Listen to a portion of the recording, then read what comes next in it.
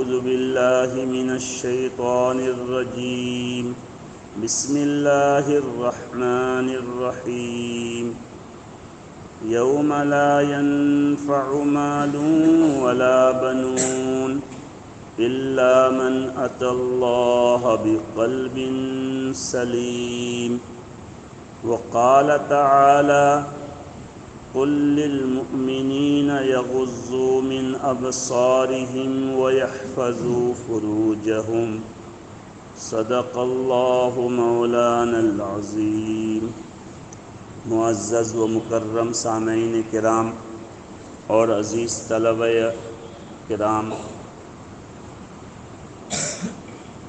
آپ کے سامنے میں نے قرآن کریم کی مشہور آیت شریفہ کی تلاوت کی.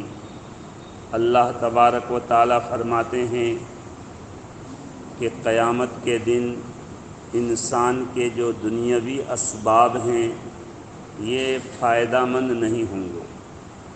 آدمی کے لیے دنیا میں مال و متاع یہ بڑا سہارا ہوتا ہے، آدمی کے بیٹے سہارے ہوتے ہیں.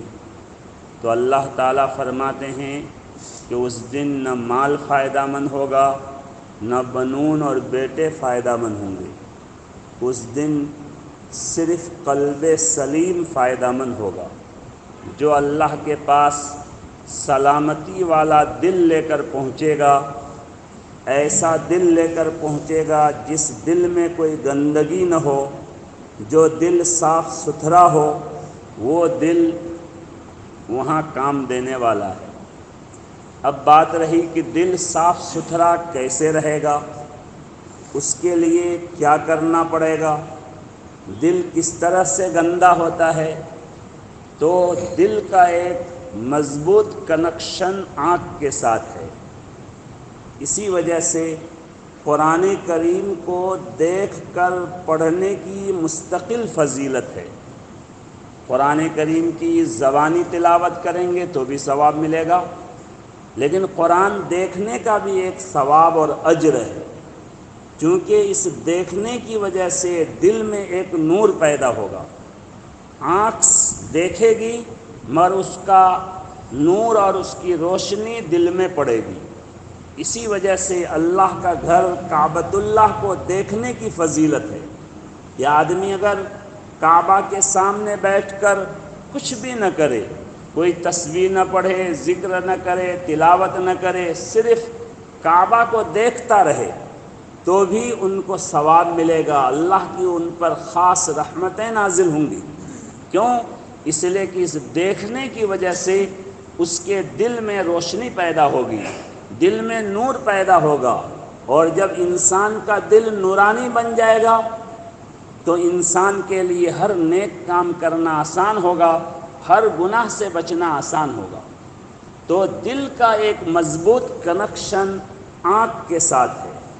اور آنکھ یہ ایسی اللہ کی بڑی نعمت ہے، چونکہ یہ نعمت ہمیں مفت میں ملی ہوئی ہے، اس لیے ہمیں اس کا احساس نہیں ہے. ورنہ یہ کتنی قیمتی نعمت ہے، جس کے پاس یہ نعمت نہیں ہے اس سے آپ اس کا اندازہ لگا سکتے ہیں. اللہ نہ کرے اگر ہم میں سے کسی کی بینائی کمزور ہونے لگے، روشنی ختم ہونے لگے، اور کوئی آدمی ہم سے جو ہے لاکھوں روپے کی شرط لگا دے کہ اتنے روپے دو گے تو بالکل بینائی ہم جو ہے ٹھیک کر دیں گے، تمہاری بینائی پہلے کے طرح لوٹ آئے گی، تو ہمارے بس میں جہاں تک ہو سکے گا ہم اتنی رقم جمع کرنے کے لیے تیار ہو جائیں گے. اگر ڈاکٹر شرط لگا دے کہ تمہاری بینائی دوبارہ تو جو ہے ہو جائے گی، لیکن میری طرف سے یہ شرط ہے کہ فلاں چیز تم کو دیکھنا نہیں ہے، فلاں چیز دیکھنا ہے، تو آپ 1000 شرط بھی ہم ماننے کے لیے تیار ہو جائیں گے کہ ٹھیک ہے ڈاکٹر صاحب، آپ جو دیکھنے منع کر رہے ہیں ہم کبھی بھی اس کی طرف نگاہ نہیں اٹھائیں گے. آپ جن چیزوں کو دیکھنے کہہ رہے ہیں ہم بس انہی چیزوں کو دیکھیں گے، اور جو ہے اس شرط کو منظور کر کے اپنی بینائی دوبارہ واپس کرنے کے لیے ہم فوراً تیار ہو جائیں گے. اللہ تبارک و تعالیٰ نے بھی یہ جو قیمتی نعمت ہمیں عطا فرمائی ہے، اس قیمتی نعمت کے استعمال کی اللہ نے عام اجازت دی ہے۔ یہ سرکاری چیز ہے، جتنا استعمال کرنا چاہو کرو، لیکن اللہ نے صرف 2 چیزوں کو دیکھنے سے منع فرمایا۔ ایک محرمات، جن چیزوں کو اللہ نے حرام کیا ہے، جیسے غیر محرم لڑکی کی طرف دیکھنا، امرد کی طرف دیکھنا، جو چیز دیکھنا منع اور ممنوع ہے اس کی طرف دیکھنا اللہ نے منع کیا ہے۔ اور ایک کسی کو حقارت کی نگاہ سے دیکھنا، چاہے وہ کوئی عورت نہ ہو، کوئی امرد نہ ہو، لیکن آپ حقارت کی نگاہ سے کسی کو دیکھیں، یہ دیکھنا منع ہے۔ یہ بس 2 دیکھنا اللہ نے منع فرمایا، اس کے علاوہ اللہ نے اس آنکھ سے سب کچھ دیکھنے کی ہمیں اجازت دی کہ اس آنکھ سے تم جو ہے پھلوں کو دیکھو، پھولوں کو دیکھو، پارک دیکھو، پہاڑوں کو دیکھو، آسمان دیکھو، زمین دیکھو، جو ہے اللہ کے حسین مناظر کو دیکھو، اللہ کی مخلوقات کو دیکھو۔ اللہ نے اس کی اجازت دی۔ بعض چیزوں کا دیکھنا مباح ہے، بعض چیزیں ایسی ہیں جن کو دیکھنے میں آدمی کو ثواب ملے گا۔ آدمی والدین کو اگر جو ہے محبت کی نگاہ سے دیکھے گا تو حج عمرہ کا ثواب ملے گا۔ ایک شوہر اپنی بیوی کو محبت کی نگاہ سے دیکھے، ایک بیوی اپنے شوہر کو محبت کی نگاہ سے دیکھے، حدیث میں آتا ہے کہ اللہ تعالیٰ ان دونوں کو محبت کی اور شفقت کی نگاہ سے دیکھتے ہیں۔ لہذا کچھ دیکھنے میں تو اللہ نے اجر رکھا ہے، اور بہت ساری چیزوں کے دیکھنے کو اللہ نے جائز رکھا ہے۔ اگر اس میں ہماری نیت اچھی ہوگی تو وہ بھی ہمارے لیے کار ثواب بنے گا، نیت اچھی نہیں ہوگی تو وہ ہمارے لیے پھر کار ثواب نہیں ہوگا، لیکن بہرحال دیکھنا مباح ہوگا۔ کہ ایک آدمی جو ہے لال قلعہ دیکھنے کے لیے چلا گیا، ایک آدمی کسی پارک میں دیکھنے کے لیے چلا گیا، چڑیا خانہ دیکھنے کے لیے چلا گیا، بہت اچھی بات ہے، دیکھو۔ اگر اس کو عبرت کی نگاہ سے دیکھیں گے تو اس میں بھی ثواب ملے گا، اور اگر اپنے آنکھ کے اور دل کے لطف کے لیے دیکھیں گے تو بھی دیکھنا جائز ہے، اس پر کوئی گناہ نہیں۔ تو اللہ نے صرف 2 چیز کو دیکھنے سے منع فرمایا، آپ سمجھیے نامحرم کو دیکھنے سے اور کسی کو حقارت کی نگاہ سے دیکھنے سے منع فرمایا۔ اس کے علاوہ کسی جگہ جو ہے اس آنکھ کے استعمال کی اللہ نے پابندی نہیں رکھی، سب کچھ دیکھنے کو جائز قرار دے دیا۔ بالکل عام اجازت ہے، جتنا چاہو استعمال کرو۔ اس لیے اللہ کی اس نعمت کی ہمیں قدر کرنی چاہیے۔ اس وقت دنیا میں فحاشی، بے حیائی اس قدر عام ہے کہ سب سے زیادہ جو ہمارے دل کو گندا کرتے ہیں وہ اسی آنکھ کی جو ہے راستے سے۔ بازار جاتے ہیں، ہر طرف بے حیائی کا منظر ہے، ہر طرف حسین مناظر ہمیں لبھا رہے ہیں، جو ہے اللہ کی ناجائز کی ہوئی چیزیں ہمیں اپنی طرف کھینچ رہی ہیں کہ ہم دیکھیں اور اپنے دل کو گندا کریں۔ ایسے موقع میں اگر ہم اپنی آنکھ کی حفاظت کر لیے تو ہم جو ہے اپنے دل کی بھی حفاظت کر لیں گے، اور پھر جو ہے ہمارا سب کچھ محفوظ ہو جائے گا۔ اسی لیے اللہ تعالیٰ نے قرآن کریم میں فرمایا، قُل لِّلْمُؤْمِنِينَ يَغُضُّوا مِنْ أَبْصَارِهِمْ، اے نبی آپ میرے ماننے والے ہو، میری اطاعت کرنے والوں سے کہہ دیجئے کہ وہ اپنی نگاہوں کو نیچی رکھے اور اپنے شرمگاہوں کی حفاظت کرے۔ مفسرین نے لکھا ہے کہ نگاہوں کو نیچی رکھے اور شرمگاہوں کی حفاظت کرے۔ معلوم ہوا جو نگاہ کی حفاظت کرے گا ان کی شرمگاہ کی بھی یقیناً حفاظت ہوگی۔ ایسا ہو نہیں سکتا کہ ایک آدمی نگاہ کی حفاظت کر لے اور شرمگاہ محفوظ نہ ہو۔ اس لیے یہ العیاذ باللہ زنا کا صدور ہو تو اس سے سب سے پہلا مرحلہ دیکھنے کا ہوتا ہے۔ کسی پر نگاہ پڑتی ہے، پھر دل اس کی طرف مائل ہوتا ہے، پھر ان سے بات چیت ہوتی ہے۔ پہلا گناہ آنکھ کا ہوتا ہے، اس کے بعد دل کا، اس کے بعد زبان کا، اس کے بعد کان کا، اس کے بعد ہاتھ کا، آخری معاملہ تو بہت بعد کا ہے۔ اسی وجہ سے حدیث میں جو ہے آنکھ کے زنا کو دیکھنے کو بھی زنا کہا گیا ہے، اس لیے کہ یہ اصل جو زنا ہے جس کو زنا کہتے ہیں اس کا سبب ہے۔ تو لہذا ہمیں چاہیے کہ ہم اپنی آنکھوں کی اچھی طرح حفاظت کریں، اور اگر ہم نے اپنی آنکھوں کی حفاظت کر لی تو ہمارا دل بھی صحیح سالم رہے گا، ہماری شرمگاہ کی بھی حفاظت ہوگی۔ حدیث میں آتا ہے کہ النظر سہم مسموم من سہام ابلیس، ابلیس کے تیروں میں سے زہر آلود تیر آنکھ ہے، یعنی اس آنکھ کے ذریعہ ابلیس جو ہے تیر چلاتا ہے۔ ایک تو ہے تیر، اور اس تیر کو اگر زہر میں جو ہے ملا دیا جائے، ڈبا دیا جائے، تب ایسی صورت میں وہ تیر اگر کسی کو لگے تو یہی نہیں کہ صرف وہ تیر زخم کا ذریعہ بنے گا، بلکہ اس تیر کی وجہ سے انسان زخمی بھی ہوگا اور زہر کا اثر بھی اس میں پہنچے گا، پھر اس کے بچنے کی کوئی صورت نہیں۔ صرف زخم ہو جو آدمی بچ جائے، لیکن زہریلے تیر کا زخم، اس سے آدمی کا بچنا بہت مشکل۔ اس وجہ سے جو ہے آنکھ کو ابلیس کے تیروں میں سے زہر آلود تیر کہا گیا ہے۔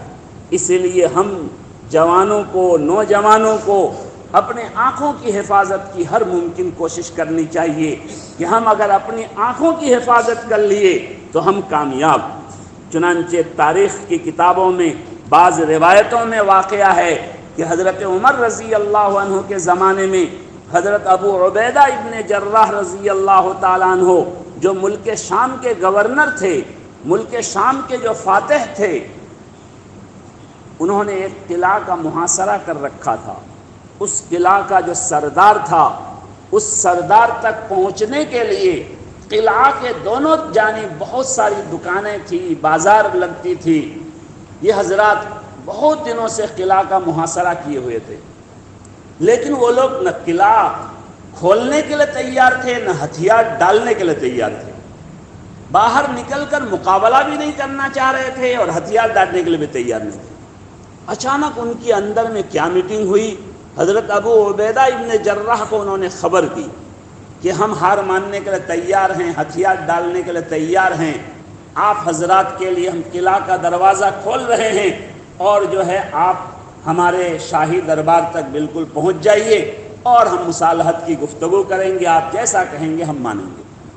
حضرت ابو عبیدہ ابن جراح رضی اللہ عنہ نے، جو امیر اور کمانڈر تھے، مجاہدین کو، صحابہ کرام کو جمع فرمایا اور فرمایا کہ دیکھو بھائی، دشمن تو بہت طاقتور ہے، بہت دنوں سے ہم لوگ یہاں پر پڑاؤ ڈالے ہیں، اب تک وہ ہار ماننے کے لیے تیار نہیں، معلوم نہیں کیا وجہ ہوئی۔ اچانک جو ہے ان کی طرف سے ایک خبر آئی، اب جو ہے تم صرف میری ایک نصیحت پر عمل کرو، اور وہ میری نصیحت نہیں، میرے آقا کی نصیحت ہے، اور میرے آقا کی نصیحت نہیں، وہ میرے آقا کے مالک اور ہمارے مالک کی نصیحت ہے۔ اور انہوں نے یہی آیت تلاوت کر کے سنائی، قل للمؤمنین یغضوا من ابصارہم ویحفظوا فروجہم، کہ اس آیت پر عمل کرتے ہوئے تم کو قلعہ کے اندر گھسنا ہے۔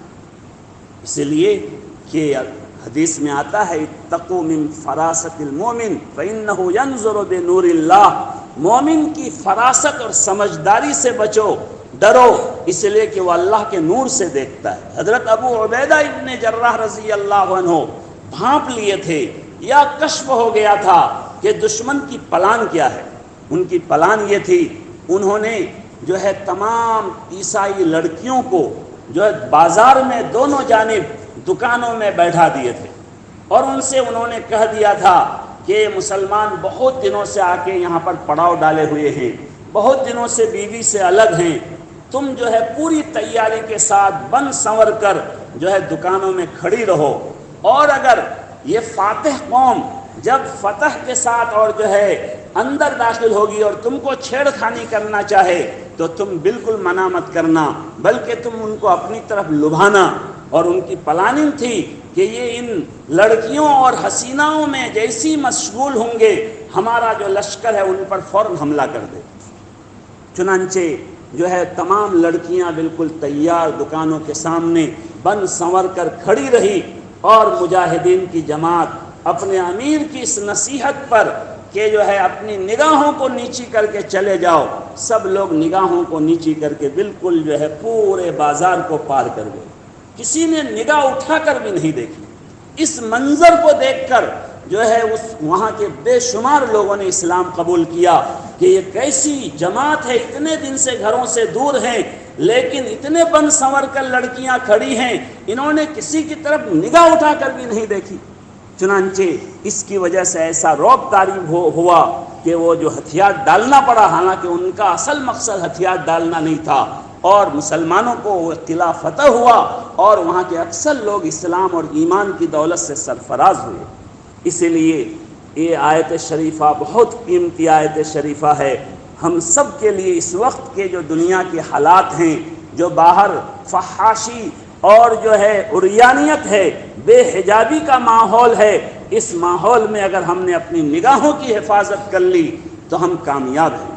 حضرت تھانوی رحمۃ اللہ علیہ نے لکھا ہے کہ ابلیس نے اللہ سے راندہ درگاہ ہونے کے بعد جب اللہ نے ان کو اپنے دربار سے نکال دیا تو انہوں نے قیامت تک کے لیے عمر مانگی کہ مجھے قیامت تک کے لیے زندگی دے دیجیے۔ اللہ نے زندگی بھی دے دی۔ اس کے بعد انہوں نے جو ہے اللہ کے سامنے ہی کہا کہ جس آدم کے لیے ہم کو نکال رہے ہیں ان کو میں چھوڑنے والا نہیں۔ لَآتِيَنَّهُم مِّن بَيْنِ أَيْدِيهِمْ وَمِنْ خَلْفِهِمْ وَعَنْ أَيْمَانِهِمْ وَعَنْ شَمَائِلِهِمْ، کہ میں ان کو آگے سے، پیچھے سے، دائیں سے، بائیں سے بہکاتا رہوں گا، اور اکثر لوگوں کو آپ میرے پھندے میں پھنسنے والے پائیں گے، اکثر لوگوں کو آپ اپنے شکر گزار نہیں پائیں گے۔ یہ اللہ کے سامنے انہوں نے چیلنج کیا تھا، چونکہ معلوم ہو گیا کہ قیامت تک زندگی مل گئی ہے اور اللہ نے تو پہلے ہی جہنمی قرار دے دیا، اب کیا کریں گے؟ اسی لیے اب جو ہے اس آدم کو بہکانا ہے، اس کو بھی جہنم میں ساتھ میں لے کے جانا ہے۔ حضرت تھانوی رحمۃ اللہ علیہ نے فرمایا ہے کہ شیطان ابلیس جو ہے دو جہت کو بولنا بھول گیا، کہ اوپر اور نیچے، ورنہ وہ ان فوقہم بھی کہہ سکتا تھا، تحتہم بھی کہہ سکتا تھا، مگر ان دو جہتوں کو وہ بھول گیا، یہ دو جہت وہ بیان نہیں کیا۔ چنانچہ جو ہے جو آدمی شیطان کے فندے سے بچنا چاہتا ہے ان کے لیے دو جہت خالی ہے، ایک اوپر کی جہت، ایک نیچے کی جہت۔ اوپر کی جہت کا مطلب اوپر والے سے کنیکشن اور مضبوط تعلق قائم کر لے، اللہ سے رو دھو کر اللہ سے ہی اپنی نگاہوں کی اور اپنے ذات کی اور اپنے اعمال کی اور اپنے آپ کی حفاظت کی دعا مانگے، اللہ ہی کی توفیق ان کے ساتھ شامل حال ہو جائے، اللہ کی خصوصی نصرت ہو جائے تو سب آسان۔ ایک اوپر کا راستہ جو ہے اوپر کی جہت ابلیس کو بھلا دیا گیا، ابلیس نے بیان نہیں کیا، اور ایک نیچے کی جہت، لہذا ہم اگر اپنی نگاہ کو نیچے رکھیں گے تو یہ بھی حفاظت کی جہت ہے۔ دائیں طرف بھی شیطان، بائیں طرف بھی شیطان، آگے بھی شیطان، پیچھے بھی شیطان۔ اس لیے ہم اپنی نگاہوں کی حفاظت کی کوشش کریں، اپنی نگاہ کو غلط استعمال نہ کریں، جو ہے کسی نامحرم کو جو ہے کبھی نظر اٹھا کر نہ دیکھیں، کسی صبیح الوجہ کو کبھی نظر اٹھا کر نہ دیکھیں، اور یاد رکھیں اگر نظر کی حفاظت کر لیے تو آگے کی سب حفاظت آسان۔ اور اگر یہ سوچے کہ چلو نظر ہی تو ہے، آگے کچھ نہیں کریں گے، تو وہ نظر پھر آگے تک اور اس سے آگے تک اور اس سے آگے تک کا معاملہ تک پہنچانے والی ہے۔ لہذا اللہ کی یہ قیمتی نعمت ہمیں ملی ہوئی ہے نگاہ اور جو ہے بینائی، اس بینائی کی ہم قدر کریں۔ اللہ نے اس بینائی کے لیے ہمیں بڑی آزادی دی ہے، صرف دو پابندی ہے کہ نامحرم کو نہیں دیکھنا ہے اور حقارت کی نگاہ سے کسی کو نہیں دیکھنا ہے، اس کے علاوہ جس کو چاہو، جہاں چاہو، جیسے چاہو دیکھو، کوئی پابندی نہیں ہے۔ لہذا اتنی بڑی نعمت دینے کے بعد صرف دو پرہیز اللہ نے بتایا۔ آج ہم کو تھوڑی سی بیماری ہوتی ہے اور ڈاکٹر جو ہے 2 دوائی دیتا ہے اور 10 پرہیز بتاتا ہے، ہم وہ 10 پرہیز کی پابندی کرتے ہیں، اور اللہ تعالیٰ اتنی بڑی نعمت دی ہے صرف 2 پرہیز بتائے، تو کیا ہم یہ 2 پرہیز نہیں کر سکتے؟ ضرور کر سکتے ہیں۔ اللہ نے تو انسان کے اندر ہمت، قوت کی بے شمار مثالی قوت اللہ نے دی ہے۔ اللہ تعالیٰ ہم سب کی حفاظت فرمائے، ہمیں اپنی نگاہوں کی حفاظت کی اللہ تعالیٰ توفیق عطا فرمائے۔ وآخر دعوانا ان الحمد للہ رب العالمین۔